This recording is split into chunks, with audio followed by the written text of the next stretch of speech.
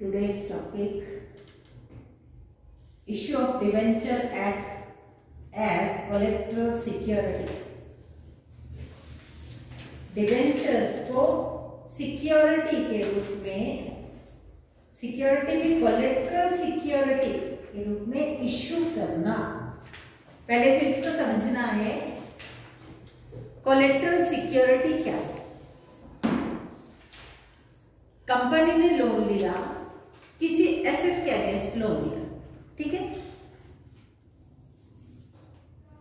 जैसे लैंड के against loan लिया, और जो लोन देने वाला है, जिसने भी, बैंक ने, किसी से भी, जहां से भी लोन लिया, उसको वो एसेट इनसफिशिएंट लग रही है कि जिसके अगेंस्ट उसने लोन लिया, है ना, कि अगर ये कंपनी मेरे लोन को चुकता नहीं करेगी, इसको रिपे टाइम पे नहीं करेगी या इंटरेस्ट नहीं दे पाएगी, तो मैं उस सारी की रिकवरी उस लैंड से करूंगा, उस एसेट से करूंगा।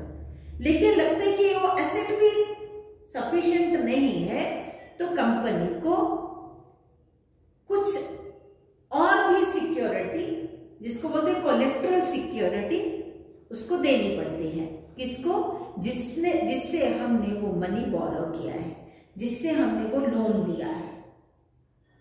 तो वहां पे कंपनी डिबेंचर्स इश्यू करके डिबेंचर्स की भी सिक्योरिटी देती है। वो मेन सिक्योरिटी वो प्रॉपर्टी है ना, जिसके अगेंस्ट उसने लोन लिया, मेन सिक्योरिटी वो है। लेकिन अगर वो इनसफिशिएंट होगी तो कंपनी ने जिससे लोन लिया, लोन देने वाला हमारा बोरोर जो है, वो कहां से वो रिकवर करेगा? उस कोलेट्रल जो सिक्योरिटी है, वो डिबेंचर्स है, उससे वो रिकवर कर सकता है। समझ आई ना? जैसे किसी ने $1 करोड़ का लोन लिया और एक लैंड के अगेंस्ट या बिल्डिंग के अगेंस्ट लोन लिया। कंपनी ना तो उसके इंटरेस्ट अच्छे से पे कर पा रही है जिससे लोन लिया, ना ही उसकी रिपेमेंट का उसको लगता है कि वो करेगी नहीं करेगी। तो कंपनी के पास एक तो उस जो हमारा जिसने हमसे जिनसे हमने लोन लिया, वो बैंक है जो भी है, वो पहले तो इसको सेल आउट करेगा, उससे वो रिकवर करेगा। अगर उसको लगता है, पहले ही लगता है कि नहीं, इस लैंड से मैं अपना इंटरेस्ट और प्रिंसिपल अमाउंट में उससे रिकवर नहीं कर पाऊंगा, तो क्या करते हैं, कंपनी अदर कोलेट्रल सिक्योरिटी भी इश्यू कर देती है डिबेंचर्स के रूप में, कि मैं ये डिबेंचर्स भी कोलेट्रल सिक्योरिटी के रूप में। तो पहले तो वो इससे रिकवर करेगा, अगर फिर भी वो कम पड़ता है तो वो कोलेट्रल सिक्योरिटी जो होती है उससे वो उसकी रिकवरी कर लेता है। हाँ, अगर वो कंपनी जिससे लोन लिया है, वो लोन देने वाली जो भी बैंक है, जो भी फाइनेंशियल इंस्टीट्यूशन है, अगर इसी से उसका लोन या तो कंपनी पूरा अपना पे कर देती है तो लैंड भी फ्री हो गई, अगर नहीं देती है तो वो लैंड बेच के मान लो ये पूरा हो गया, तो कंपनी की वो जो सिक्योरिटी है, कंपनी के डिबेंचर कंपनी के पास आ जाएंगे, मतलब कंपनी भी उसकी ओनर है, ठीक है ना। लेकिन अगर यहां से पूरा नहीं होता है, वो इसको इन डिबेंचर्स को सेल आउट करता है, डिबेंचर से वो को यूटिलाइज करता है, और उससे भी उस जो हमारा फाइनेंशियल इंस्टीट्यूशन है जिससे हमने लोन लिया है, अगर उसके पास इनको बेचने के बाद भी कुछ बचता है, तो वो किसको जाएगा वो पैसा? एक्स्ट्रा मनी अगर बच गया, मान लो यहाँ इतना सब कुछ बेचने के बाद फिर भी उसको 10 लाख रुपीस की शॉर्टेज हुई, 10 लाख शॉर्टेज हुई, तो वो इन डिबेंचर्स ये मान लो 50 लाख के हैं, 50 लाख के हैं, तो 10 लाख इससे पूरा करने के बाद जो 40 लाख बचा है वो कहाँ जाएगा? वो कंपनी के पास वापस जाएगा। समझ आ गई ना? मतलब कोलेट्रल सिक्योरिटी समझ गए? कोलेटरल सिक्योरिटी क्या हुई, नहीं समझे? एक्स्ट्रा सिक्योरिटी, एक्स्ट्रा कुछ उनके पास सिक्योर कर देना। अगर तुम्हारी रिपेमेंट इससे पूरी नहीं होती तो तुम इस कोलेटरल सिक्योरिटी को, ये जो डिबेंचर्स हैं, इनको तुम यूज कर सकते, तुम्हारे पास ये राइट आ जाता है कि तुम इसको यूज कर सकते हो। ठीक है, कोलेटरल सिक्योरिटी देखेंगे। The issue of debentures as a collateral security means the issue of debenture as an additional security. Additional security, एक तो उसने कुछ भी प्रॉपर्टी के अगेंस्ट वो लोन लिया, ये तो सिक्योरिटी है, ये इसके अलावा ये एडिशनल सिक्योरिटी उसने ली, और additional security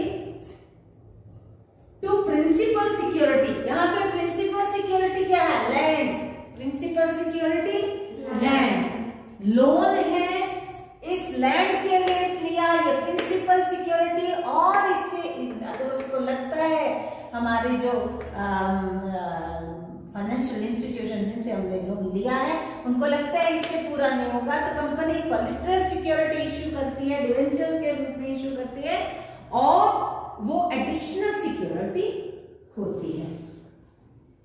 However, if company fail to repay the loan along with interest in time, the lender is at liberty to recover its due from the sale of primary security in the first instance. सबसे पहले वो इसको sell out करेगा और उससे अपने loan recover करेगा। अगर उससे रिकवरी नहीं होती है तो वो कोलेटरल सिक्योरिटी से उसको रिकवर कर पाएगा। समझ आए इसमें? हाँ। If the realizable value of primary security is insufficient to clear its due, insufficient, अगर इस लैंड से रिलाइजेबल जो वैल्यू, इसको बेचने के बाद जो वैल्यू वो इनसफिशिएंट थी, वो 1 करोड़ नहीं बन पा रही है, then the lender has a right to invoke the benefit of collateral security. ये लेंडर है जिसने हमें लोन दिया है, इसको राइट बन जाता है कि वो इस सिक्योरिटी को यूटिलाइज कर सके। ठीक है? In that case, the debenture may either be presented for redemption or sold in the market. वो रिडीम हो सकते हैं, ये डिबेंचर्स को रिडीम करके इनका पैसा मिल जाएगा, रिडीम करना, और या उसको सेल आउट भी कर सकता है market. If the lender has any surplus from sale of security after meeting his dues, he is under the obligation to return it to the company. उसको उसकी ऑब्लिगेशन बनती है कि एक्स्ट्रा मनी, जैसे मैंने ये बोला कि 10 लाख कम पड़ रहे थे, वो ये 50 लाख में से 10 लाख अपने लेगा और बाकी 40 लाख इसको रिटर्न करेगा, उस कंपनी को रिटर्न करेगा। तो प्रैक्टिस देखेंगे और debenture issued at collateral security. The lender will simply be custodian of these debenture oblique bond. वो केवल उसके पास कस्टडी रहेगी। ऐसा नहीं कि डिबेंचर इशू हुए कि उसने यूज करने शुरू कर दिए। डिबेंचर कोलेटरल सिक्योरिटी के रूप में उसने, कंपनी ने उसको दिए, कोलेटरल सिक्योरिटी के रूप में दिए, तो उसका जो लेंडर है जिसने लोन दिया था उसको अपनी कस्टडी में रखेगा, सिर्फ कस्टडी में रखेगा, उसको यूज नहीं कर सकता। यूज कब करेगा? अगर उसको प्रिंसिपल सिक्योरिटी से उसका जो भी अमाउंट है विद इंटरेस्ट वो रिकवर नहीं होता, तब उसके पास ये राइट बनता है कि उस कोलेटरल सिक्योरिटी को यूज कर सके, यूटिलाइज कर सके। ठीक है? फिलहाल वो सिर्फ उसका कस्टोडियन है ना, उसकी कस्टडी में वो रहेंगे, वो डिबेंचर उसके पास रहेंगे, उसको वो यूज नहीं कर सकता या सेल नहीं कर सकता। The lender will not be entitled to any interest on this debenture bond because interest on loan is being paid.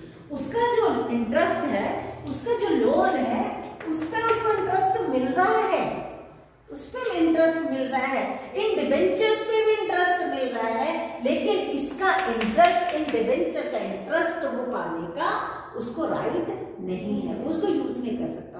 वो डबल इंटरेस्ट थोड़ा लेगा। एक तो उसको अपना जो हम बैंक से लोन लेते हैं तो बैंक वाले हमसे इंटरेस्ट वसूल करते हैं ना, तो मैं हूं, जैसे मैं कंपनी है और स्नेह बैंक है, तो बैंक से मैंने लोन लिया और मैं बराबर आपको इंटरेस्ट दे रही हूं। दे नहीं रही हूं तो जुड़ता तो जाएगा, वो सारा जुड़ने के बाद इस प्रिंसिपल जो सिक्योरिटी है इसको बेच के हम विद इंटरेस्ट उसको रिकवर करेंगे। अगर नहीं होता है तो हम कोलेटरल सिक्योरिटी से उसको यूज करने के हमारे पास राइट बन जाते हैं। लेकिन इस पे मिलने वाला इंटरेस्ट डायरेक्टली इस लेंडर को नहीं मिलेगा, ठीक है। उसको डबल इंटरेस्ट नहीं मिलेगा, मिलेगा या जुड़ेगा। हम पे नहीं कर रहे हैं तो वो जुड़ता जाएगा, है ना, जुड़ता जाएगा तो विद इंटरेस्ट ये जुड़ता जाएगा। इसको बेचेंगे, वो पूरा करेंगे, नहीं होगा तो इसको कोलेटरल सिक्योरिटी को यूज कर सकते हैं। नेक्स्ट थर्ड वन उसका character, the liability of the company is for the amount of loan and not for the face value of debenture issued. उसकी लायबिलिटी कंपनी की क्या है कि उसने वो प्रिंसिपल अमाउंट विद इंटरेस्ट वो पे करना है, ठीक है। Next, if the lender has any surplus on the sale of security तो क्या होगा, उसको वापस करना। समझ आ गई ना। Last one, if the company pays the final instalment of loan it can take its debenture.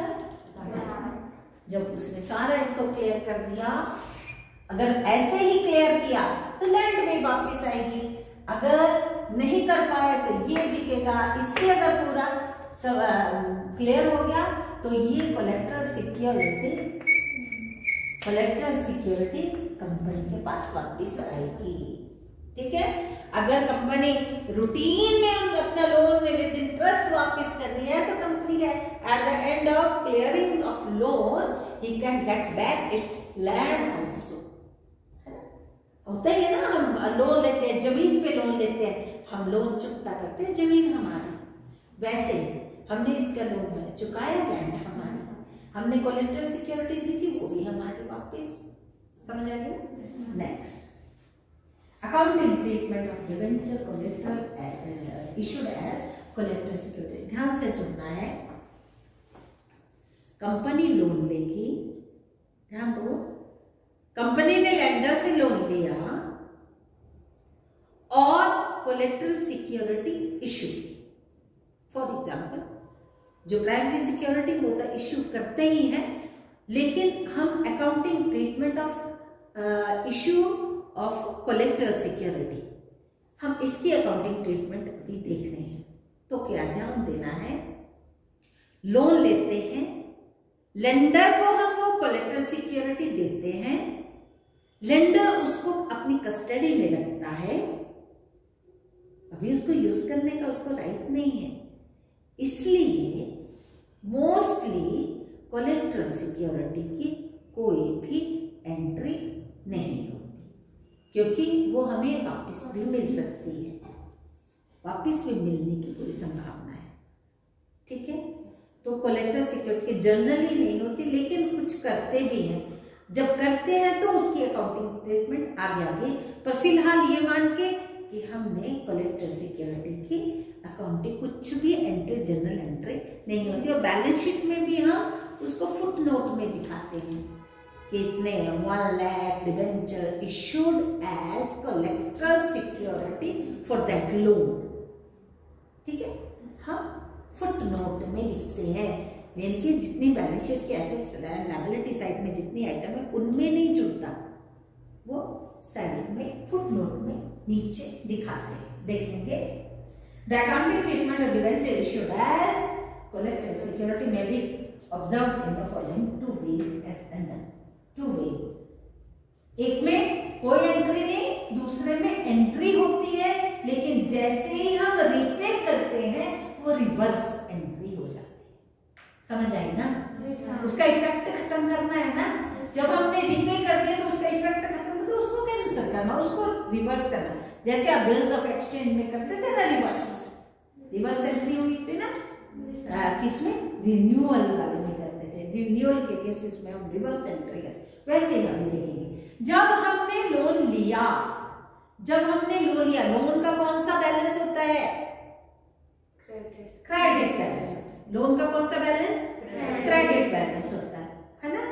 और जब हम लोन लेते हैं तो हमें क्या मिलता है, जब हमने लोन लिया तो हमें क्या मिला,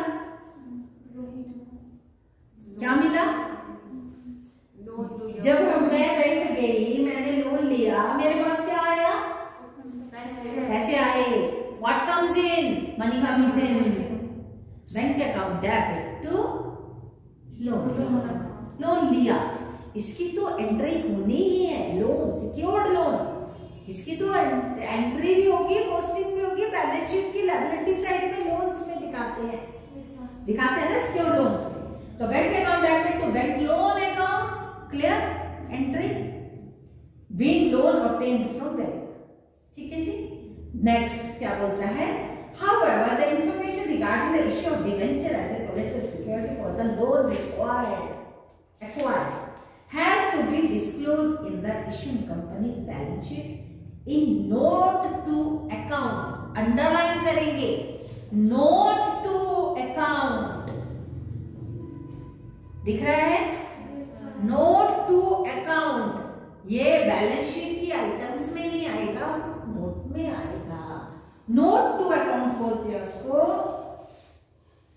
इन note to account below the long term loan shown in long term borrowing under the head. अगर लॉन्ग टर्म बोरोइंग है तो सिक्योर्ड लोन्स में जाएगा, अगर शॉर्ट टर्म लोन्स है तो करंट लायबिलिटी में जाएगा। ये भी समझ आई ना। कैपिटल, उसके बाद रिजर्व एंड सरप्लसेस, उसके बाद लॉन्ग टर्म बोरोइंग्स या long term loans, long term borrowings बोलते हैं। और क्या होता है, अगर शॉर्ट टर्म है तो वो करंट लायबिलिटीज में आता है, विद इन ईयर, जिसको हमें रिफंड करना, रिपे करना होता है। Under the head non current liability or as short term borrowing under heading current liability. Non current and current, long term loans को किसमें देते हैं, नॉन करंट, और शॉर्ट टर्म को current. For example 1,10% debenture were issued as collateral security by taking a loan of 90,000 from bank. अब हमेशा जब हम कोलेटरल सिक्योरिटी देते हैं तो जितना लोन लिया हो तो उससे ज्यादा की ही देते हैं, क्योंकि अगर हम इंटरेस्ट रिपे नहीं करते तो इंटरेस्ट भी वो रिकवर करना है ना उसमें। तो हमने क्या किया,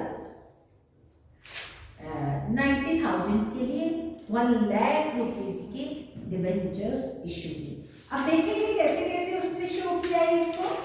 बैलेंस शीट बनाई, देखो लॉन्ग टर्म बोरोइंग 90,000 आ गया कि नहीं, है ना। और दूसरी तरफ अब जब हम लोन लेते हैं तो हमारे पास क्या आता है, कैश आता है, कैश इन हैंड और कैश एट बैंक। तो एसेट साइड में वही कैश आ दिख रहा है ना, current asset, cash and cash equivalent दिख गया ना जी। ठीक है, इतना ही। तो कोलेटरल सिक्योरिटी की कोई भी ना जनरल एंट्री ना उसकी हमने पोस्टिंग बैलेंस शीट में भी नहीं। नोट टू अकाउंट में कैसे दिखाते हैं, देखो note to account, note to account long term borrowing bank loan 90,000 and note to account जैसे नरेशन लिखते हैं वैसे लिख दिया, secured by 1,10% debenture issued as collateral security. ठीक है जी। नोट 2 में क्या दिखाया, जो कैश दिखाया, जो पैसे आए वो एसेट साइड में कैसे दिखाते हैं, cash and cash equivalent, cash at bank 90,000। समझ आ गई? ठीक है। अब दूसरा उसने दो तरह से बोला था, एक तो non recording of this issue of collateral security, उसको रिकॉर्ड नहीं करेंगे। अगर रिकॉर्ड करेंगे तो कैसे एंट्री बनती है देखेंगे। Debenture suspense account debit to debenture account, क्या एंट्री करते हैं, अगर करते हैं तो debenture suspense account debit to debenture account. और जैसे हम रिपे कर देते हैं तो इसी को रिवर्स कर देते हैं, debenture account debit to debenture suspense account. Bank loan जो लिया उसकी फर्स्ट एंट्री, सेकंड एंट्री ये, और थर्ड एंट्री रीपेमेंट के वक्त उसको कैंसिल किया। डिबेंचर वापस मेरे पास, कंपनी के पास वापस आ गई। समझ आ गई? तो देखेंगे और उसको डिस्क्लोजर कैसे करते हैं उसके। Debenture issued as collateral secured are shown in the note to account in which the loan secured by debenture is shown. If the principal loan is shown as long-term borrowing, debenture issued as collateral security for the loan are shown as a long-term borrowing under non-current liability on the equity and liability part of the balance sheet. Same, कोई जो मैंने पहले बताया, the inherent principle behind it is to disclose the security given for the borrowing. यहाँ पे क्या बोला कि धारा लिमिटेड ने 90,000 का बैंक से लोन लिया और कोलेटरली सिक्योर्ड बाय 1,12% डिबेंचर, और उनको 12% डिबेंचर से वो सिक्योर्ड, तो बैलेंस शीट में कैसे दिखाएंगे, नॉन करंट लायबिलिटी में लॉन्ग टर्म बोरोइंग 90,000 और टोटल लायबिलिटी साइड का टोटल, और एसेट साइड में से वैसे कैश एंड कैश इक्विवेलेंट वैसे दिखाएंगे, है ना। इसमें इसने एक ही दिखाया, लेकिन हमें बैलेंस शीट को बराबर करना है तो एसेट लिख के, एसेट्स लिख के, ये वर्टिकल है ना, एसेट लिख के नीचे cash and current liability, cash and cash equivalent में cash at bank 90,000। Balance sheet वैसे कंप्लीट होगी। नोट टू अकाउंट में देखो कैसे लिखा है उसने, loan from bank 90,000, 12% debenture issued as security 1 lakh, less जब वो रीपेमेंट हो गई तो less debenture suspense account 1 lakh less होके नहीं। ठीक है जी, नोट टू अकाउंट। हाँ बच्चे, शिवानी आपकी बुक का डिफरेंट है क्या? अच्छा, अब थोड़ा सा इस यहाँ बैठ के समय के साथ देख लो, इसे तो होनी चाहिए, थोड़ा सेंटर में दूर बैठना, दूर बैठना। नीचे देखेंगे, अगर हम ध्यान देना है, अगर कंपनी अपने लेंडर्स को ना तो उसने इंटरेस्ट दिया या कम दिया, ना उसका रिपेमेंट का उसका लग रहा है कोई नहीं दे पाएगा, इंटरेस्ट भी नहीं पे कर रहा है, तो फिर वो मेन जो सिक्योरिटी है उसमें से रिपेमेंट करने के बाद कुछ अगर फिर भी बैलेंस रहता है तो कैसे वो यूटिलाइज करता है, तो वो कोलेटरल सिक्योरिटी को यूटिलाइज कर सकता है। देखो कैसे, इस केस में कंपनी ने अपने लेंडर को ना तो लोन वापस कर रहा है ना ही इंटरेस्ट पे कर रहा है, तो उसने अब कोलेटरल सिक्योरिटी को यूज करना है। कैसे? देखो, यूटिलाइज करना है। However, when the company fails to repay the principal loan amount and interest, the lender can invoke his right vested in the collateral security. उसका राइट बन जाता है, उसमें जाने में, उस कोलेटरल सिक्योरिटी को यूज करने में, यूटिलाइज करने में उसका राइट बनता है। तो एंट्री कैसे होती है? Bank loan account debit, interest, outstanding interest, जितना भी इंटरेस्ट बचता है, दिया नहीं है, आउटस्टैंडिंग है, yet to be paid, outstanding interest account debit to जितने परसेंट इंटरेस्ट उसका रेट 12% डिबेंचर अकाउंट, उसने उसको यूटिलाइज कर लिया, उन डिबेंचर्स को यूटिलाइज कर लिया। मान लो उसका इंटरेस्ट इतना, उसकी जो प्रिंसिपल सिक्योरिटी थी वो भी सफिशिएंट नहीं थी, उसको करने के बाद अब डिबेंचर्स को यूटिलाइज करना है, तो बैंक लोन मान लो 1 करोड़ में से 40 लाख का रह गया, 40 lakh bank loan account debit 40 lakh, outstanding interest account debit 40 lakh पे जितना भी उसका इंटरेस्ट बकाया है, आउटस्टैंडिंग है, डेबिट मान लो 1 लाख टू डिबेंचर 12% डिबेंचर उसने यूटिलाइज कर लिए। अब वो किसके बन गए? वो जो लेंडर था उसके बन गए, वी आर द बोरोवर। समझ आती है वाली चीज? समझ आती। इसको देखते हैं, issue of debenture as collateral security. Ashoka limited had 5 lakh 12% debenture outstanding as on 1 1 April 2017 debenture already company के पास अपने डिबेंचर इश्यू किए हैं। During the year company took a loan, company ने 3 लाख का लोन लिया from bank of Punjab for which the company placed with the bank debenture of 3,60,000 as collateral security। तो एंट्री वाली bank account debit to bank loan 3 lakh being loan taken by bank. Balance sheet में कैसे दिखाएंगे?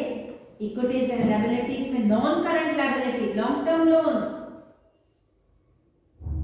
Long term borrowing कितनी ली उसने? 5 लाख तो उसके डिबेंचर है, इसने इकट्ठा कर दिया। बैलेंस शीट में कैसे दिखाएंगे?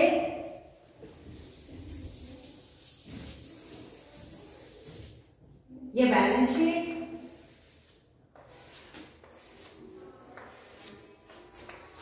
हेडिंग है इक्विटी एंड लायबिलिटीज। ये हेडिंग है, इसके नीचे लॉन्ग टर्म बोरोइंग्स, डिबेंचर है उसके पास। पहले तो कितने परसेंट डिबेंचर है उसका? वो क्या है?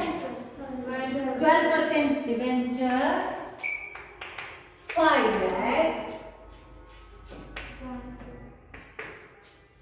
Bank loan 3 lakh, total long term borrowings 8 lakh. ठीक है जी। और नोट टू अकाउंट में उसने बता दिया ये डिबेंचर है और बैंक लोन है, दोनों 8 लाख हो। ठीक है, दिख रहा है बच्चे? उसका पीछे दिख रहा है ना, है ना? और कोलेटरल सिक्योरिटी जो इश्यू की, तो इसके नीचे हम उस नोट में लिख सकते हैं collateral security of ₹3,60,000 as an additional security for the loan. ठीक है, बस इतना। ठीक है, कोई एंट्री नहीं। अगर एंट्री करनी है debenture suspense account debit to debenture account 12% debenture account जितना भी, और उसको नोट टू अकाउंट में हम दिखा देंगे बैंक लोन 3 लाख, नीचे उसके आगे डिबेंचर अकाउंट 3,60,000